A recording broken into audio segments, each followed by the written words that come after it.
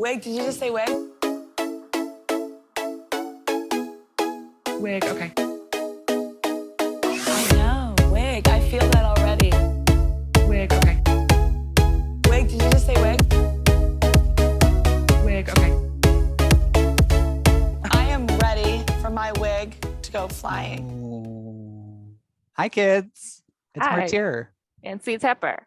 And this is Wigging Out. Mid-September? Is it? Early Yes. September? Yeah, you're right. Early to mid-September. Something around edition. there. Yeah. Something Hi. like that. Hi. I hope you're enjoying the not fall weather. Ugh. We'll see. We were talking about it before we started recording, but Caitlin made me work even though I almost died today from heat stroke. That's right. I just want that on the record that she is a You're welcome, cruel listeners. mistress. But everyone's like, where's the podcast? You can never blame me. Martyr's dying and Caitlin's like, hurry up. It's like, where are you? We need to record. I know. Who are we doing today, Caitlin? What are we doing? So I feel like a lot of New York misses her a lot. So we're bringing her back. It's Miss Gilda Wabbit. Yay! Hi. Welcome. Hello, Thank my you. dear. You're looking ravishing as always. Thank you. I just started using the ordinary blood-colored chemical peel, so I'm grateful to look glowy. That's good. Thank you. I was like, oh, $8 a bottle, and it looks like I'm cosplaying Elizabeth Bathory. Like, let's go. Do Oh my it. God. Yeah, no, you look great, baby. Thank Yes. you. We're so excited. So we're gonna go right into it. What was life like growing up in Kentucky? Oh my gosh. Well, I grew up in a very religious, very conservative family. When I was first born, we were also super poor.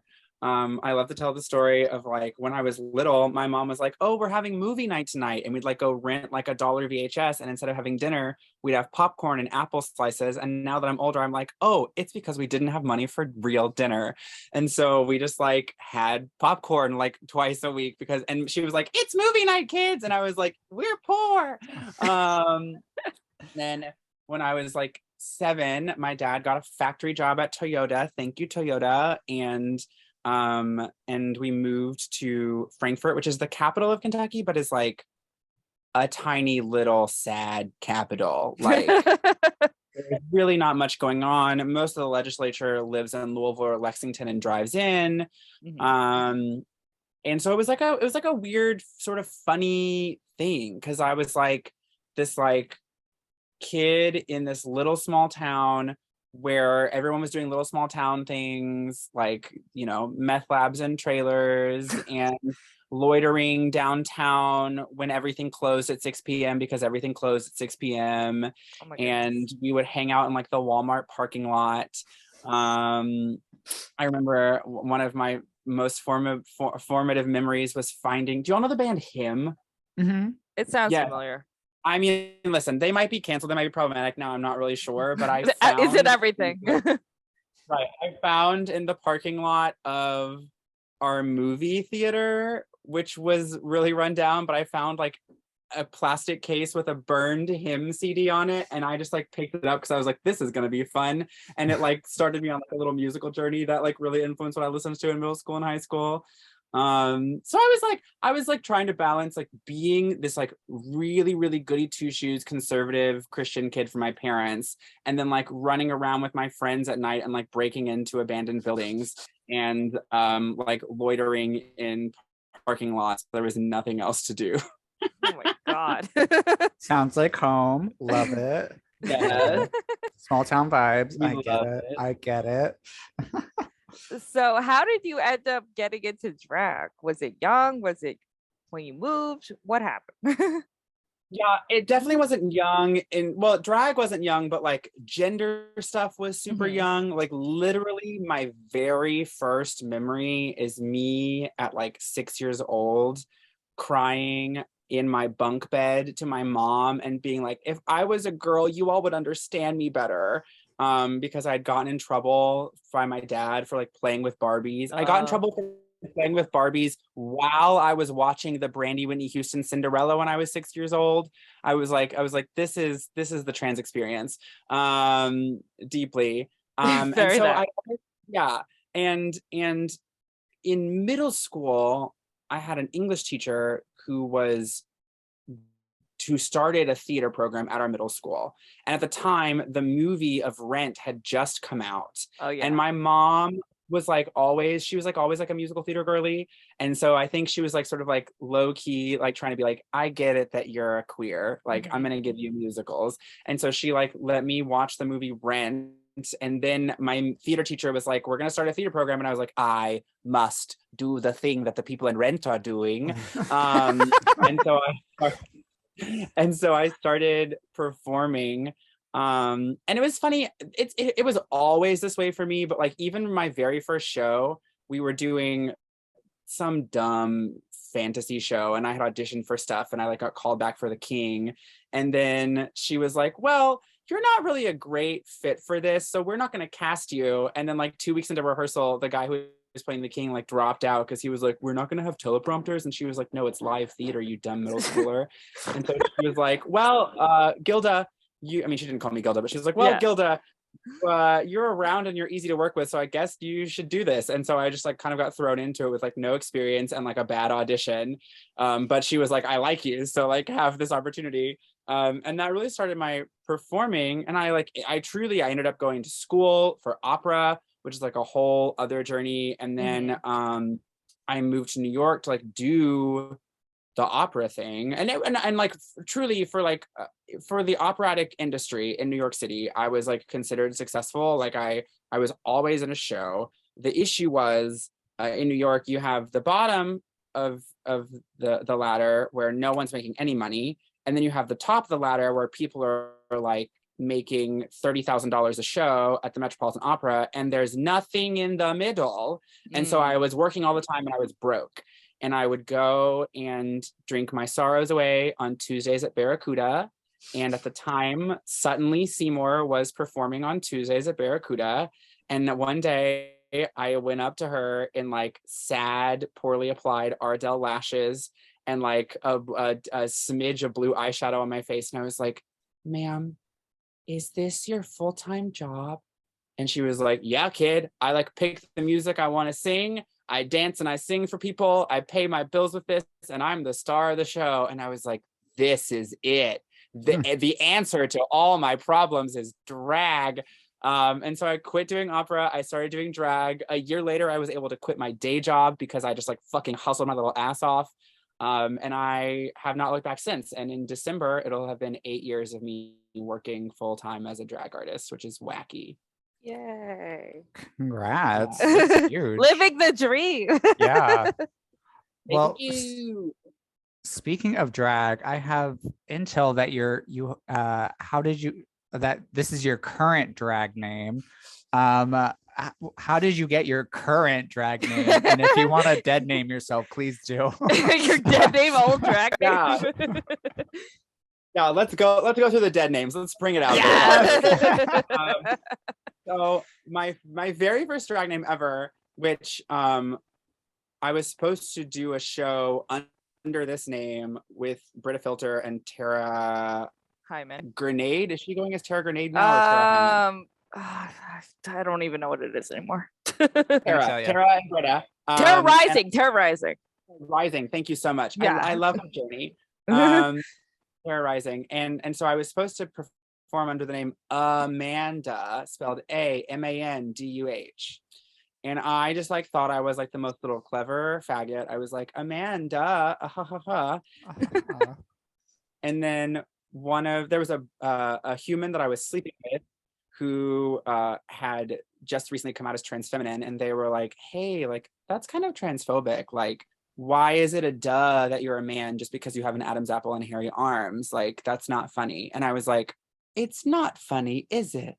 It's not very funny. And so then I started looking at new names and I was like, okay, I'm an opera singing faggot from the South.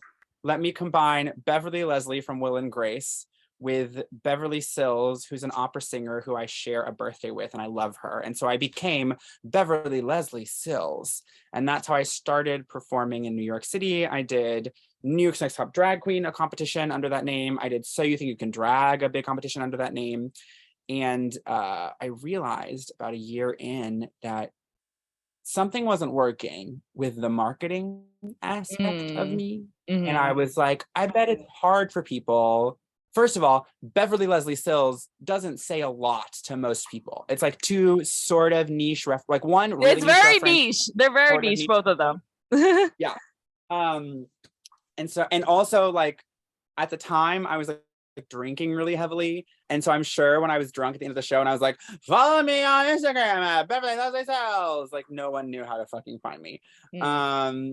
And so I'd been toying around for a long time with the idea of calling myself Gilda Wabbit if I was going to do shows for children, because Gilda Wabbit is a reference to an episode of Looney Tunes called What's Opera Doc, where Elmer Fudd sings, Gilda Wabbit, Gilda Wabbit, Gilda Wabbit. And I was like, oh, this would be like a great like children's drag show name. So when I do like story time, no one looks at Beverly Leslie Sills and sees me talking about dicks on the internet. But instead I was like, actually, most people like Looney Tunes. And also if I said Gilda Wabbit, people would think of Jessica Rabbit. And also the people who like Turner Classic Movies like me would think of the Rita Hayworth movie Gilda. And I want to be a redhead. So Gilda, Rita Hayworth, and Jessica Rabbit are great references. This all just makes sense. And so I called my drag mom, Chiffon Dior, and I was like, Mama, I want to change my name. And she was like, I don't know, kid, you like just did this big drag competition, because I just finished doing So You Think You Can Drag. She was like, you just finished this big drag competition. You are getting all these shows. Like, I don't know if that's like a good choice. And I don't like being told no. So I did it. And I changed my drag name. This is like a year into me doing drag. I changed my drag name to Gilda Wabbit. And literally the next month, the Future Liberals Want meme happened.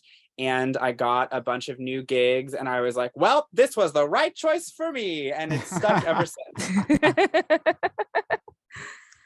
A journey through and through. And we'll definitely dive into more of those topics too. Yeah. How has opera influenced your drag? Oh my gosh. I mean, truly so much. I think being a student of music has really influenced the way that I perform. I'm not like a pussy stunt cat cow dancer girl. But I am somebody who I think I'm really good at connecting with music and sort of getting my brain in it and getting around it and figuring out how to meld the lyrics with my own emotions and my acting choices, and also building it all so it like vibes with the music. And I think that can make a performance really compelling, even if I'm not doing the splits and doing the somersaults and ripping off 3 wigs, you know what I mean? And of course, I also sing all the time in my work. And most of the biggest opportunities for me have come from my singing. So for instance, I did nightgowns with Sasha Velour. I worked with, Sasha was obviously there, and I worked with Lipsinka and Pitch Pudding. Pitch Pudding. Why Yeah. didn't I think of this? Yeah. Yeah. And it was an amazing show. And I was booked by them because I had tweeted, I really want to sing this aria on stage for like 500 people. And people started tagging Sasha in it, and she booked me. And then like I recently did Mary Sunshine in Chicago, which is like a soprano role. Like in a show full of amazing dancers, I had to come on and the first minute of me being on stage, like sing a high B flat and nail it every night. And I wouldn't have been able to do that without my operatic background. And so it really has been super influential in terms of the direction that I've gone. And it's something I want to really lean into even more. I'm starting to feel a call to like really return to like music as the regular medium for my performance, you know. I feel like I'm getting enough of a name for myself that maybe I can start to throw my rate around and be like, hire me to sing, bitches. Like, if you want to hire a lip syncer, go hire someone who can do the splits, but hire me to sing. And so I'm hoping to like head back in that direction as well, which is fun and exciting. The hard part with that would be just like usually the sound system's just not made for it. Yeah. I know. mean, Well, this is, I don't know how it is in Kentucky, but I know in New no, York. the sound systems are awful in most drag bars. Yeah. But we have drag has gotten to a point in popular culture that I'm getting booked to do drag work outside of drag bars. Mhm. I'm getting booked in theaters. I'm getting booked with, I've done orchestra work and I've done work with opera companies, and I want to do more stuff. I want to take my work outside of the bar, because what I do best, like I think I'm really good in a bar setting, but I think what I do best is better consumed outside of it, you know? And I'm just trying to like lean into like, what's the most powerful thing about me? Yeah. Plus it makes you stand out, which is important. It's true. Yeah. And if they don't think my voice makes me stand out, I'll show my ass to them and then I'll stand out. Always important. What could someone expect at a typical Gilda show right now?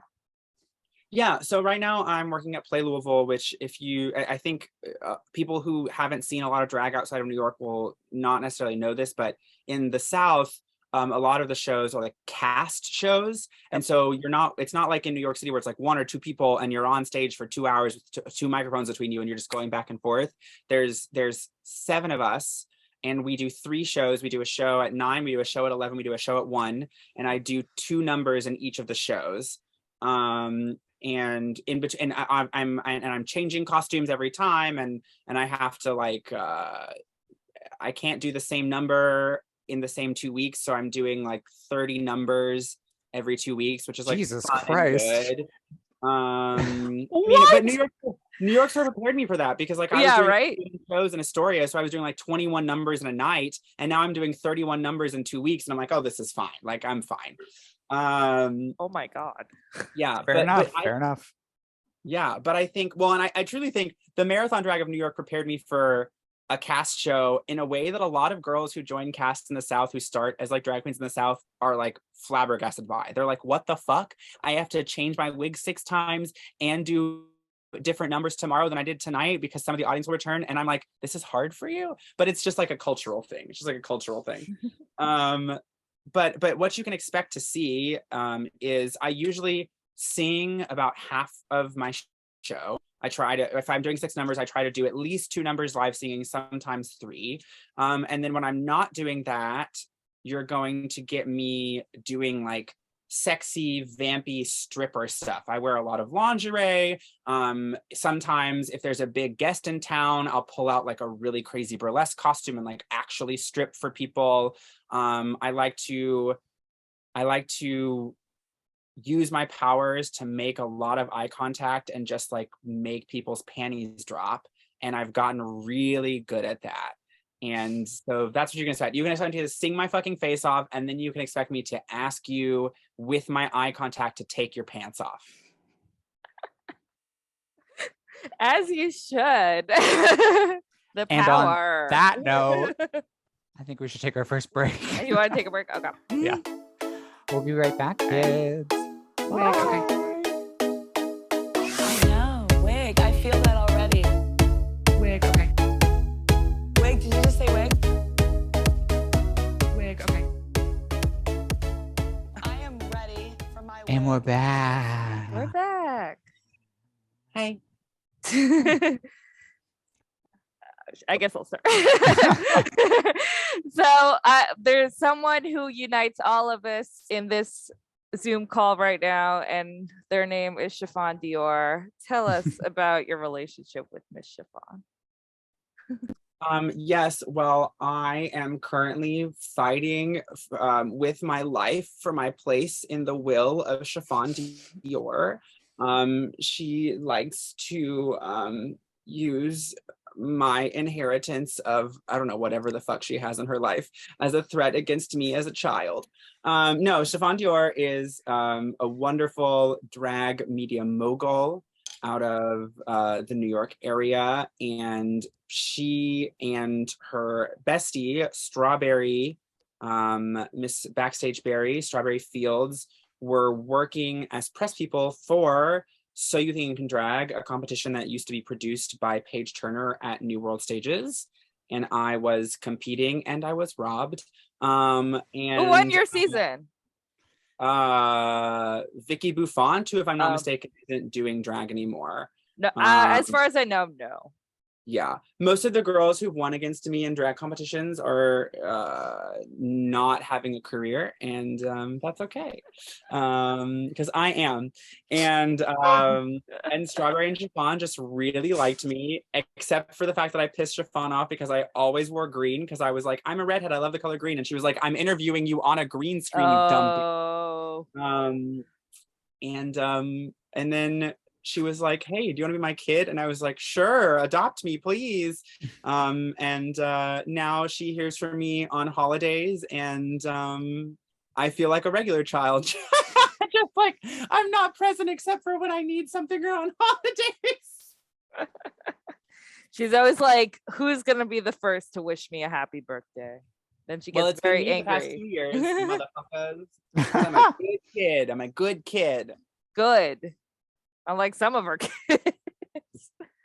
I know. I think that's why she doesn't mind that I don't talk to her very often, is she knows she doesn't have to worry about me. I'm not like falling apart or in a ditch somewhere. I'm just like busy.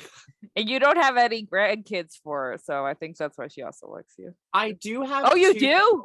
I do, but I am a negligent mom, and I told both of them that I would be a negligent mom if I ever adopted them, and they were like, please anyway. And I'm like, okay. Yeah, so technically Matriarch, who is a drag artist out of Columbus, Ohio, and Pussy Willow out of New York City, are my abandoned drag children. Wow. Yeah. I didn't know that. Yeah, I'm a grandma now because Pussy Willow has a child. I can see that. I hope that they're a better mom than I ever was, because I can barely hold down a boyfriend, okay? I can't imagine actually having a child. I did not know that. Yeah. I was gonna say, I know Pussy Willow. Yeah, I know. Yeah. More you know. This is why we do this podcast, just so we can learn. Welcome to 23andMe, the drag edition. Literally that.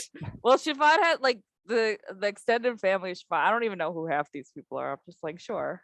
Great. Girl, the Facebook group chat. Oh. I don't know anybody in that. LOL. Yikes. So next question. We kind of brought this up in our first half of the podcast, but tell us how it was being the future that liberals want, and that meme and all that notoriety you got real quick.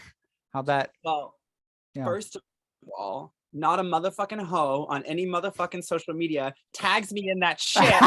It was me, and so I am not reaping the benefits anymore of that meme, which is fine. My career is based on my skill and my ability to sleep my way to the middle, so I'll take it. But it was really interesting when it first happened. I remember, so Subway Creatures posted it at first, and it got like a little excitement. Well, the original photographer, I'm so sorry. The original photographer is Booba Berry, who's a Ghanaian immigrant who snapped that photo one day on the subway. Me and the woman next to me did not know. He was just like taking pictures because he likes photographing stuff, and he was on the subway. And his Instagram is at Boobah360, Boubah 360. And then Subway Creatures stole his content, and then someone started tagging me in it and tagging him, and we both sort of connected on the internet, and we're like, wow, this is so cool. I was like, thanks for taking the picture. Like, I'm a drag queen, I love attention, this is great. And so it got like a little whatever, and then it went away. And then the conservatives on the subreddit r/poll, which is sort of like a I don't know if it's still functioning now, but at the time was like an alt-right conservative subreddit. They posted it and they were like, ew, isn't this gross? This is the future liberals want. And then it became a meme. And then BuzzFeed picked it up. And then I was like, God damn it, BuzzFeed is still not tagging me or Booba in this. And so I went on a little campaign, and then I started getting interviewed for it. And so I got interviewed with Vice, with Mediaite, with BuzzFeed. I did a radio interview with BBC. I was interviewed by 2 different news stations here in Louisville.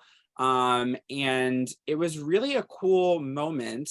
I'm grateful. I think now looking back, I'm grateful that I wasn't well equipped to handle it at the time, because I think I was just like too young and didn't know enough about myself to like really get a lot out of it. But I certainly didn't have enough media training to like capitalize on it in a way that I could have. And it was really stressful too, because I suddenly went from being just some like dumb white girl with an opera degree in Astoria to being someone who was being asked really serious political questions, both about like the direction the country was heading. Also, I was getting a lot of questions about the relationship between queer people and the Islamic faith. And I was not really prepared to answer that. And also they were just like assuming that the woman in the modesty garb next to me was a Muslim. And we don't fucking know, because she was in modesty garb because she wants privacy. She didn't want to be known by us. Mm-hmm. But I wasn't really prepared for it, but it did really it really made me aware of the position of power and influence we can have as drag artists. And it started making me take more seriously the way I conducted myself online and in person. And it made me take more seriously the influence I have, even on like small crowds of people, in terms of the way we're framing our political narratives and our sociocultural narratives. And so I think it was really good for me. And even though I don't know how much I gained from it in terms of like traction in my career, I gained a lot from it as a person. And I think it's helped me show up in the world in a better way, in a more thoughtful way. And I'm really grateful for that. I feel like it happened to like the right person, because I don't know if too many like queens could handle that in the correct way, I guess. I don't know. Well, and like correct is so subjective, because like even at the time, I look back on that and I really stand in a way. And I think being able to look back like 7 years and say like, wow, had a lot of pressure on me in like BuzzFeed and Vice and the British broadcasting channels, like to like represent myself well. I look back and I'm like, no, I really did a decent job. But at the time, there were friends of mine who I was really close to, who were messaging me and being like, this is so awful. I hate what you're saying. I don't agree with you. And I had to sort of stand in my own conviction. And I think what's important about that is not that people disagreed with me or that I was right and they were wrong. It's that we have this idea, because of the internet and because of identitarian politics, that all leftists or all liberals or all queer people or all trans people or whatever have the same values, and that there is one set of values that is correct, and that set of values is the thing that is being espoused by the largest, most vocal people on social media. And that's just fucking wrong. And what I learned in that moment was, if I feel like I have integrity in what I'm saying and I feel like I can stand in this, it's okay if there are people who I trust and who I respect who think I'm doing the wrong thing, because there is no right or wrong. Like there's no list of do's and don'ts that actually covers everyone. Do you know what I mean? Like I was not speaking for all people who are quote unquote liberals. I was not speaking for all drag queens. I was not speaking for all queer people. I was speaking for myself, from my perspective, in my circumstance, which is also why I wasn't trying to run around and be like, Muslim people think this and blah, blah, blah, blah, blah, blah, because I didn't know that fucking woman. And people kept asking me to decide what she thought. And I was like, you all are fucking idiots. She wants her privacy and I do not know her. So I cannot decide what she thinks about me or what she thinks about this situation. All I can know is that I'm leaving her alone, and she doesn't want to be found, because if she wanted to be found, I'm sure she could be, you know? Yeah. And like, that was actually a really important lesson for me that I've still really carried through to this day. I mean, I think we've watched the internet become a more caustic, more black and white, Mhm. more I'm right and you're wrong, and if you're wrong, you should go to fucking hell place. Mhm. And navigating that as a person who feels a lot of passion about the way I want the world to look, and feels a lot of passion about trying to do what I think is the thing with the most integrity. I feel like that landscape is really challenging to navigate. But my experience with the Future Liberals Want meme gave me the foundation to build upon, so I could look at the landscape of people yelling at each other and infighting and saying that people are wrong and saying that I shouldn't be friends with somebody because they liked this post, and the post that someone typed out also said da da da da da da da da. And I can like be like, hey, I hear you, I understand you're upset, and I'm gonna move through the world in the way that I want to. And if you don't like the way I move through the world, do not tell me to change. I don't know you. Just stop looking at what I post. Like, you cannot control my behavior, but you can set a boundary and be like, I don't like that rabbit girl, I'm not gonna follow her. Which fucking people have. The amount of subtweets I have seen in my career where people have said shit like, I don't like rabbit girl, I don't like what she has to say. And I'm like, then don't follow me. You don't owe me that. I am just a regular fucking human being, and there are 30,000 drag queens on the internet you can follow. If you don't like the minute details of my politics and my ethics, then don't fucking follow me, babe. Go live a life where you don't have to see my shit and be happy, and don't let me bother you, because you ain't bothering me. That's right. And I've had a beautiful existence since. I'm kidding. Yes, thank you for muting me, babe. I was like, the mute button's right there. I don't know why people like waste their time. Like, it's right there. Girl, I mute everybody. I even mute my fucking friends. If I have friends who I think their Twitter presence is super annoying, but I like them in person, I will mute that shit so fast so I can maintain a relationship with you. 100%. Oh, I've honestly started like just blocking people if I find them annoying, because they're just like Faster. they don't care. I don't care. Who cares? Yeah, it's just whatever. I mute a lot of people. No, those are great points, babe. And thank you for speaking out on being life after being a meme. So, completely switching gears. I'm a Gemini, I can do it. Yeah, right. You recently competed last year on Camp Wannakiki. You are her first Camp Wannakiki guest. Oh my God, it's come true. It's come true. We talk about Camp Wannakiki a lot on this show. We do. But you're our first guest. How was that like? Well, the silence was deafening. Yeah, it was certainly an experience. I learned so much, and it has made me want to go back to reality television on like a larger scale with a better budget. I think that would be really fun. And I think I'm really excited that season 4 is on Out TV. I'm excited that they're sort of getting a team underneath of them. That's what I wanted to happen on my season. I was like, oh, it's season 3, just like Dragula, just like Drag Race. This is when Camp Wannakiki is going to take off. Let me fucking do it. And then it like didn't, because of all the COVID shit that was going on. And that's just sort of like, c'est la vie, it happened.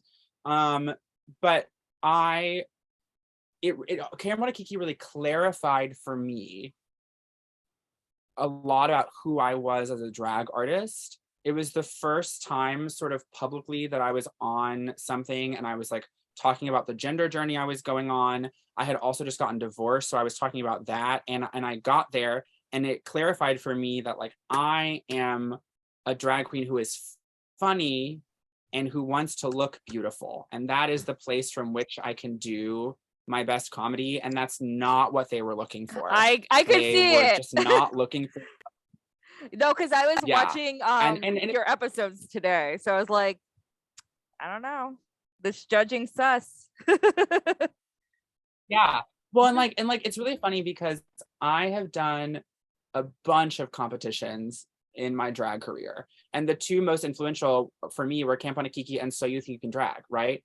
And So You Think You Can Drag, I remember I was doing so well. I was getting amazing feedback from the judges. I was getting amazing reactions from the audience, and I was not winning. And I went to Paige Turner and I said, Paige, I would love your feedback here. I'm really passionate about this. I would like to do well. What could I change? And she looked at me and she said, some people win competitions, some people have careers. You're going to have a career. And then I went on Camp Wannakiki, and when I lost, I kind of like spiraled for a little bit, and then I pulled myself back together, and I was like, okay. And so I went to the Sugar Baker twins, and I went to Ruthie, and I was like, hey, like, I don't know if you all are ever going to do All Stars. I don't know what your plan is, but like, I would love to hear your feedback about what I presented so I can like refine it and do something differently if you think that there was a thing that I was failing at.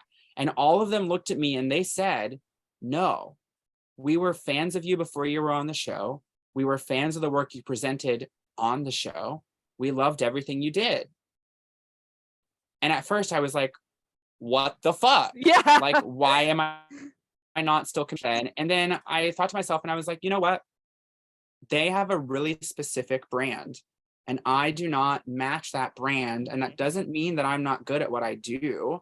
It just means I don't match that brand. And I really think that's what it came down to. And I think a lot of people, I think that's what a lot of reality television comes down to is like, do you match the brand of the company that you're working for? Because when you're cast on a show, you are working and you are playing a role. It's not like a reality show is not even a competition, truly. You're like playing a role for these people. And so it just like I went and I really believed in my package. I still believe in my package. I thought everything I did was campy and hilarious and sexy all at once and really heartfelt. My whole package was about failure. Like if I went back through and like read you all of my voiceovers, even the ones that didn't get shown, like all of it was about the comedy and absurdity of failure, which is what I was trying to present on the show. And I just realized like, oh, I love what the fuck I'm doing. It does not matter if these people who have power and influence and money don't want me for their winner, because I love what I'm doing. And that has sort of been a lesson I've been trying to get into my body since, about how do I be myself at 100% and trust that even if I'm receiving feedback that's not the feedback I want about me being myself 100%, I deserve to show up as fully as possible. And I deserve to believe in what I'm presenting. And so that's been like a really powerful lesson, thanks to that show. It's great that you could take away from that, because I feel like, I don't know, something happened along the way. I feel like it was like not really a fair competition. Obviously, no competition is fair. It's always usually predetermined. But yeah. Yeah, I mean, I was really gagged, truly. And like this is I'm not saying this was intentional or this was like fuckery, but it was really gaggy to me that the only episode where there was a challenge involving immunity was that episode. No one else received immunity the whole time. And for some reason, that episode, we had a challenge with immunity, and the girl who got immunity was not good that night. And they said that to her. They were like, you're lucky you have immunity. And I think if she had not had immunity, I would have stayed and I would have ramped the fuck up for the rest of the competition, because based on the way the challenges landed, I had a lot of really strong showings afterwards. And I just don't think I was given the opportunity to expand my narrative and show, like, I think based on the way the runways landed, I like had a really solid brand in the beginning, but I maybe didn't have enough versatility for them. Yeah. And if I had gotten a few more episodes, I would have just started to show all the versatility that I brought along with me, but that's just not how it shook out. And I was really angry at the time, because you're allowed to have your feelings and that's no shade to anybody. And now that I'm past it, I'm like, yeah, like whatever. I like learned a lot and had a really wild experience. And I would not have changed that for anything. You can always do All Stars. Right. I will do All Stars if they have a nice budget. I would love to do that. Yeah, that's right. I would like to, yeah, absolutely. So kind of backtrack a little bit. I was really sad when you moved out of New York. What was like that, like leaving the New York scene, which is kind of like one of the bigger stages for drag in the country, to Louisville, which is also a very big stage in the country as well, but it's totally different. Yeah, it is totally different. I will tell people, I left New York because of my marriage. I was married at the time to a man. He had moved to Kentucky for work. He was not going to return to New York, and I was really depressed about it. I I felt I felt isolated from him. I was also, New York was so expensive. I was working all the time. And so I didn't have like a life or connections or friends outside of nightlife. And I was also, yeah, I can say it, fuck it, whatever. I was also in with a couple people who I think were really did not have my best interests at heart. And I think that was sort of under the surface of me feeling really shitty in New York City, but I wasn't able to process that because I was just so in it. But I felt bad. And so and at the time I was just like, well, I think the reason I feel bad is I miss my husband. I'm going to move to Kentucky. And so I moved and I got hired at Play like 2 months later. Like I moved here. I started working. I thought I was going to have to give up drag and go back into, I thought about going back to school for music. I thought about going back into restaurant work because I'd managed restaurants before. And then the drag work just started picking the fuck up. And then Play hired me. My very first official night as a Playmate was Halloween of 2018, I think it was, when I moved back here, 2018. And truly, wow, I'm like really emotional about this. It is the best thing I've ever done for myself. The people in New York who I was around who did not miss at heart are no longer in my life. My husband, who also did not have my best interests at heart, is no longer in my life.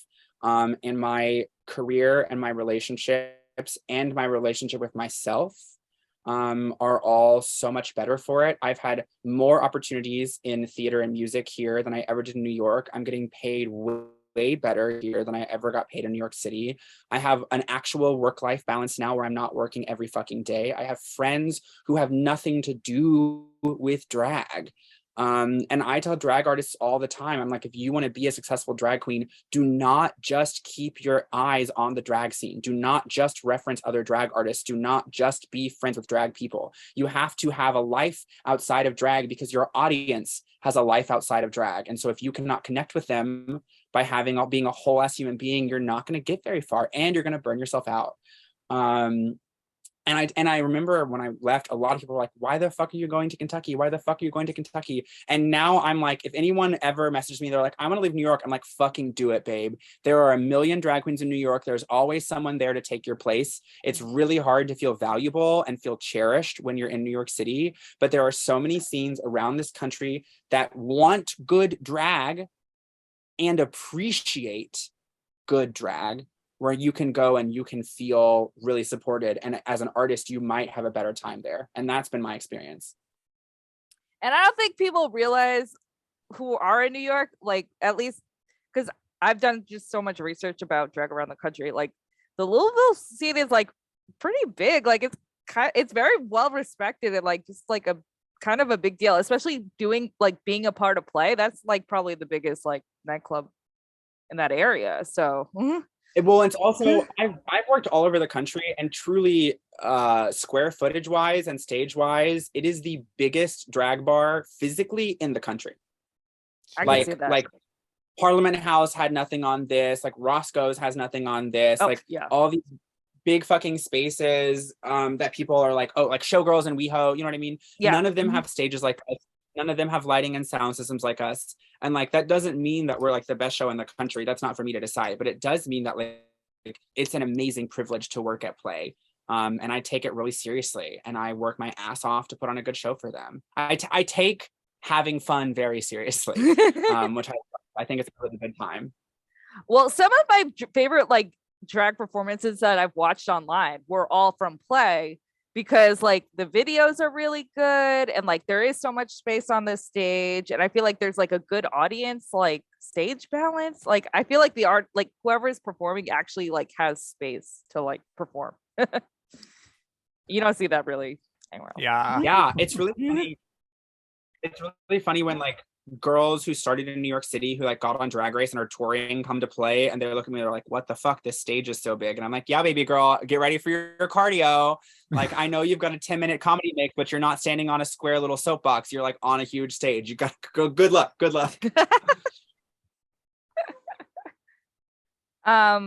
And that'll bring us to our last section of this little section. You recently performed in Hedwig and Chicago in Kentucky. What was that like? Yeah. Oh my God. Amazing. Really, I feel so privileged to have had both of those opportunities. And both of them started before the pandemic. I was invited to do a callback for Chicago at the Lexington Theater Company, Equity Regional here in Kentucky. I was invited to do a callback for them in 2019, like in March of 2019, like right before the shit really hit the fan.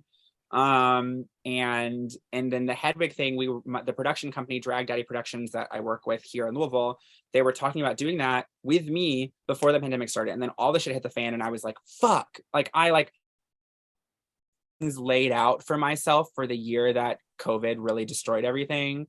And those two were huge opportunities that I was really sad about losing. And then once restrictions, things started to get back into full swing. And so in November of last year, we mounted Hedwig for the first time. And it was an amazing experience. Hedwig is a beautiful, beautiful show and a beautiful role to take on. And I learned so much from her, and I learned so much from the process. And we got amazing reviews. And even Trask, the composer, they came to see the show, and we got to talk afterwards. And now Stephen and I. Oh wow! Yeah, because Stephen Trask lives in Kentucky. And so now Stephen and I have like a sort of acquaintanceship over Instagram. We check in with each other every once in a while just to see how we're doing. And they're just like really cool. So I'm really grateful. And then there was demand for Hedwig again, because we only did like a 4-show run. And so we remounted it in July of this year for another 4-show run. And we sold out a bunch of our shows and got great reviews again. And also the privilege of getting to approach that role twice with some time in between was really powerful for me. I feel like I learned a lot the first time I did it. And so the second time I came back and I was just more confident in my skills and abilities as a performer. And I think it was even more exceptional, this show. And so I'm just really proud that I got to do it. And it's a role that I would love to do more of in the future. So if anyone's listening to this and they're like, wow, I really want to produce Hedwig, but I need a real ass drag artist with a real ass trans experience to do this crazy show, hit me the fuck up, bitch. I don't have an agent right now. No one's gonna be taking an extra 20% off top. Just hit me up, let's go. And then, so after Hedwig, which was this amazing, amazing run and that I felt so good about, Chicago happened. And Chicago, they called me in December. So right after the first time we did Hedwig, they called me in December and said, hey, are you still interested in doing the show? We have all your audition material recorded from a few years ago, so we'd love to still have you in the part. And I was like, yes, please, absolutely.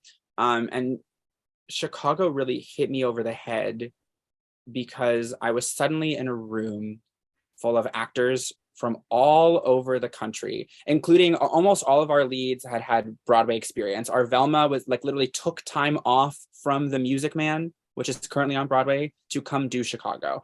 And our Roxy had been in Summer, and she had been in and the Cher Show, and our Billy Flynn had been in Ain't Misbehavin' and had been in the entire run of the Color Purple revival, just like huge, successful performers. And I was in the room with all these amazing people who all were excellent at what they do and also cared as a whole. The show was excellent. And my experience in nightlife is largely one of where I care about things being excellent, and many other people, including bar owners, including other performers, including whoever is being hired to press play as the DJ and not being paid enough. A lot of people are there to either just drink and party or like are just there to like do whatever. It's rare to run across people who I think really, truly, deeply care about an excellent experience for themselves and for the audience as a whole team. Like you can maybe work with a performer, but like to also get the bar manager on board and to get the bar staff on board, it can be really hard, you know? Or you can be like thrust into a show with people and like half the cast like doesn't give a fuck because they're like, I'm here to do ketamine and like have a wild time. And so it was really amazing to be in this room where everyone just took the shit seriously. And like, we were having a good time. Like when I say taking shit seriously, I'm not like we were like all wearing like funeral blacks and like ringing sad bells and being like, theater is the most important art in the world. Like, I think that's masturbatory, but like, we just like gave a shit and we took our asses off. And then I realized through the process, like these people who I was like, oh my God, why am I in the room with all these famous, amazing performers, were looking at me and they were like, what the fuck? We're in the same room as Gilda Wabbit? Holy shit. And I was like, wait, you think I'm a big deal? You think I'm good at what I do? You think what I have to offer is special? And they were like, yeah, you stupid bitch. And and so it really just like, really like deeply moved me and like has lit a fire under my ass. And like I have unfortunately, after having that fire lit under my ass, I've had a lot of like my personal life sort of pulled out from under me, and so I haven't had time to like take that fire under my ass and really do anything with it, because I'm having to like handle shit, you know. But I think everyone's going through that right now with all the astrology that's going on. I think everyone's lives are sort of like falling apart in this weird but transformative way. But I am really moved by it. And under the surface, while I'm trying to handle the stresses of like personal life, there is change happening within me in terms of my own belief in myself and my own desire to express and create and my own desire to stand in my own power. And I am so excited to take those lessons from those shows, to move to the other side of the bullshit in my life and to thrive, because I can like feel it. I feel like I'm on the precipice of it. Like I can just like feel it tingling in my gut that like something is going to happen. And it doesn't even have to be something big and like huge. It can just be internal. It's like happening within me. Yeah, I just like cannot express how exciting and thrilling that is. Yes, so deep. I love it. Martyr, get some inspiration right now. I am. Let's take our last little break and we can get into my favorite part of the interview. But we'll be right back, kids. Bye. Wig, okay. I know, wig. I feel that already. Wig, okay. Wig, did you just say wig? Wig, okay. I am ready for my wig to go fly. Excuse me. Okay, we'll keep that. My stomach's all messed. Literally, okay. I taught myself how to. This is so gross. I'm keeping this in the podcast. That's fine. When I was a kid, I had a big fear of throwing up, and so I don't know why. I just didn't like it, I think. And so I taught myself how to burp like on command, because it would calm me down. Yeah. We're going there, kids. Wait, I can burp on command too. Hey. Ready? 3, 2, 1. Oh Yeah. God. Got it. Welcome back, kids. Special skills.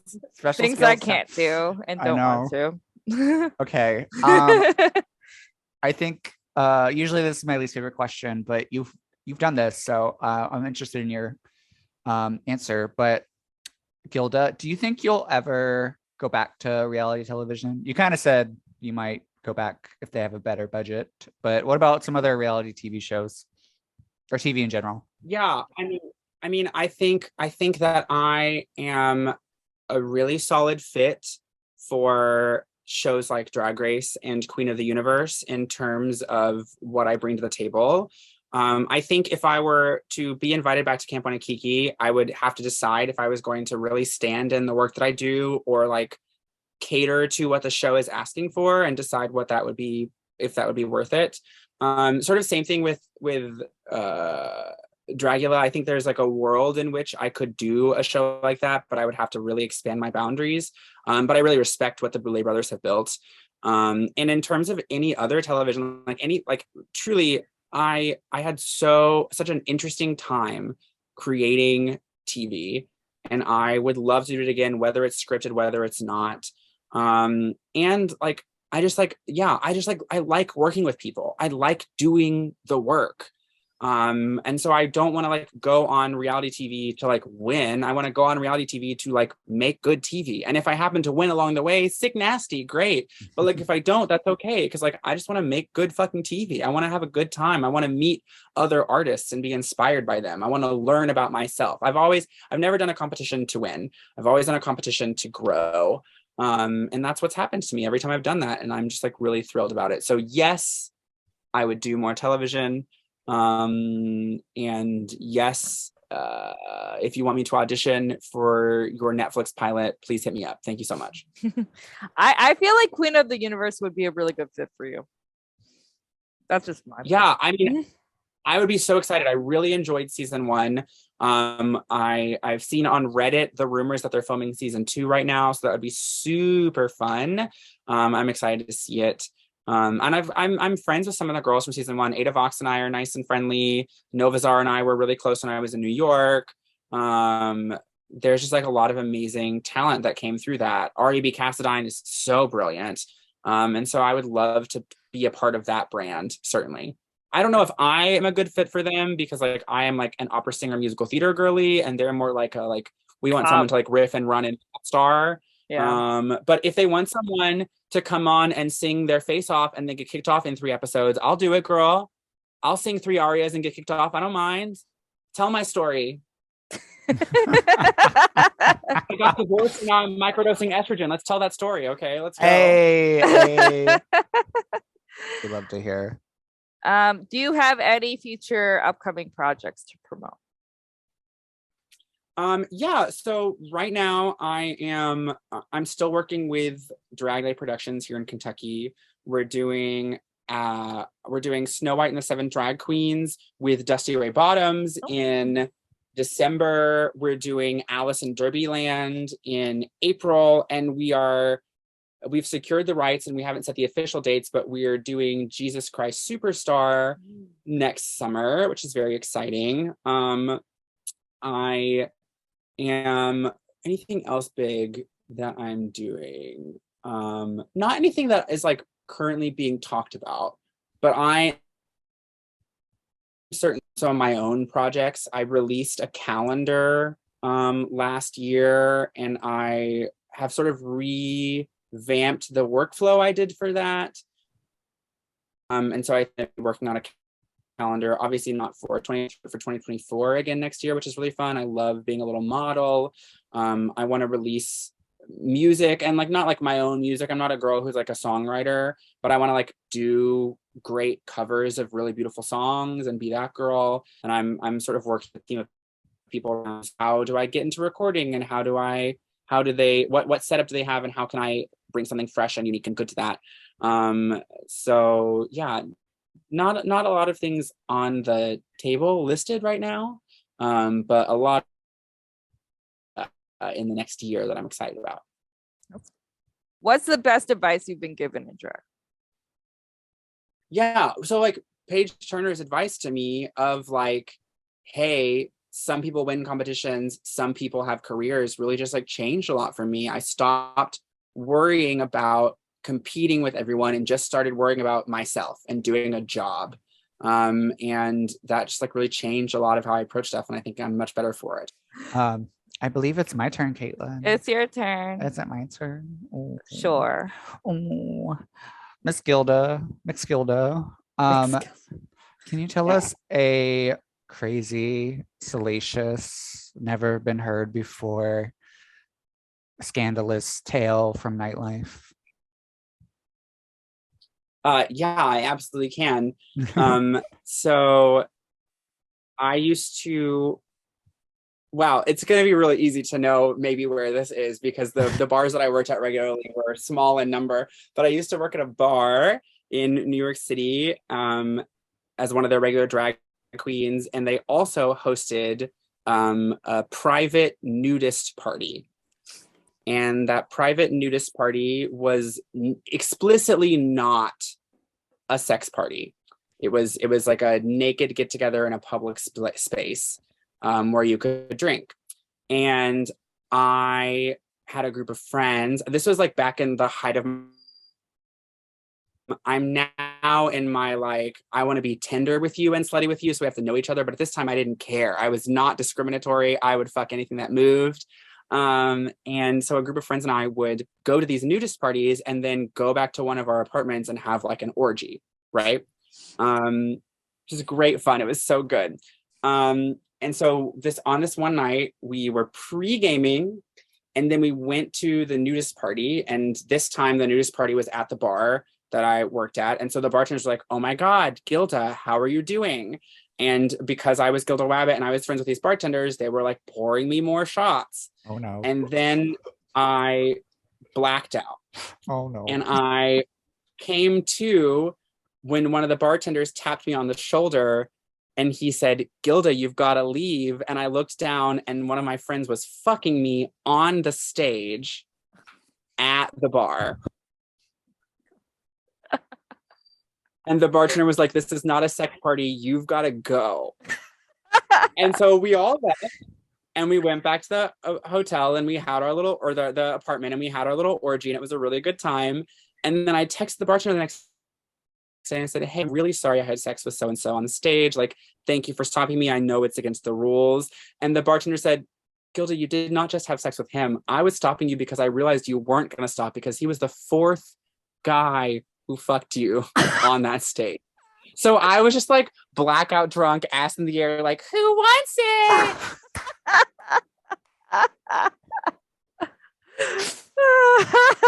Queen shit right there. I'm so grateful. The next time I got my STI tests, I had a fully clear panel. Yeah. I'm so grateful I was on prep. And I'm so grateful for that bartender for not telling management so I didn't get fired. But that was the story. It was the most scandalous story in my life that I know. That's good. That's a good one. That's a good one. I'm glad you were consenting. Yeah. Yeah, I mean, listen. Drunk, and who knows where consent lies, but Yeah. I was in my slut phase, and after it happened, I didn't have any qualms about it. So There you That's go. all that matters. That's all that matters. no shame to any of those men who the three of whom I don't know who they were. I hope the whole was magical for you. I hope I was more memorable than you were. Oh my God. I'm dying. Caitlin, ask the last question. Oh my God. I don't even know. All right, we touched on it a little bit, but where do you want to take your drag in the future? Yeah, I mean, it's a really interesting question because I am starting to sort of like see myself less of like in the box of drag queen and more in a larger space as a performer in general. I am starting to show up in theater and music spaces and audition spaces as a woman, which I really like. And so I right now I'm trying to find the thing I like about drag is that I can perform and there's a visual aspect and I can marry the two. And I don't want to give that up. Like I love being a visual artist and a performer. But what I don't want to do is limit myself to just bars and just lip syncing and just nightlife. And so whether that means I will continue working exclusively as a drag artist and be able to expand into those spaces, or if those spaces are asking me to not self-identify as a drag artist in those spaces, but just identify as a performer. I want to be making more theater. I want to be doing more music. I would love to do more burlesque. That's something that I really am passionate about and sort of fits into the like vibe of the world that I live in. And I want to keep doing photography and modeling because I've really enjoyed creating art that way as well and working with great photographers. So theater, music, photography, stripping. That's like the directions I want to go.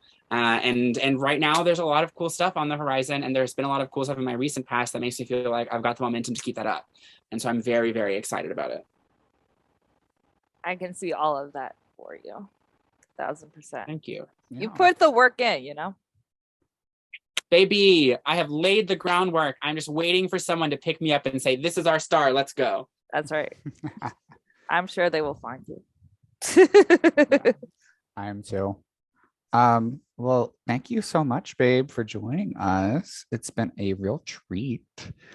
Where can the kids find you on the internet? You can find me on Facebook, Instagram, Twitter, Venmo, Grindr, Grubhub, Ashley Madison, at Gilda Wabbit, GildaWabbit. You can also find me at gildawabbit.com, where you can see reviews of my work and interviews with me, and also buy my merch. And that's the place to be, baby. Beautiful. Thank you so much, babe. It's been a pleasure. Thank you all for having me. Of course. Anytime, please come back. We'd love to have you again. Happily. Well, I was Martyr. I was C Tepper. And this was Bye, kids. Bye. Be good.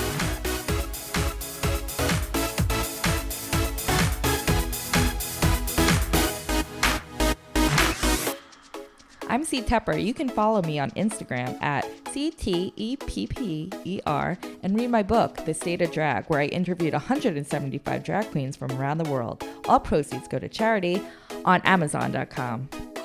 Ooh, I love that. You can follow me on Instagram, Twitter, and Facebook at Drag the Martyr. And if you have any thoughts, comments, dick pics, send them to dragthemartyr@gmail.com. Listen, rate, and review us on Apple Podcasts, Spotify, SoundCloud, Google Play, and Pandora. And catch up with past episodes on WERRRK.com. That's WERRRK.com. Artwork for Wigging Out was provided by Glitter Baby Online. That's Glitter Baby Online. Thank you.